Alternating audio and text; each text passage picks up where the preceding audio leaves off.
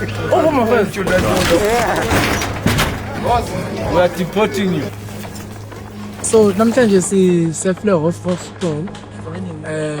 siyasi Department of Human Settlements developer iCalco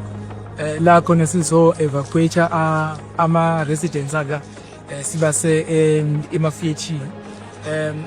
ama residents ka se hostel they've always been part of ama beneficiaries asefloor akhona abakhona before kwaphona basala because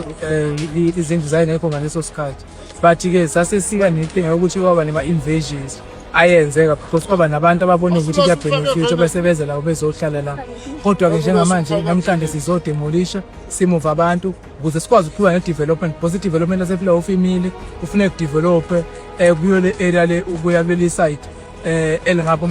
station so manje kubalekile ukuthi sivule le space ukuze abantu aba-identifywe njengama-beneficiaries asefloor bekwazi ukuthi be-benefit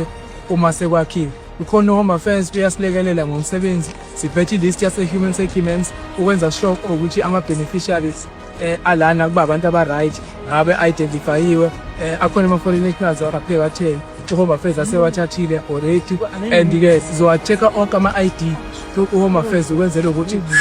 si-allocate abantu aba-wrong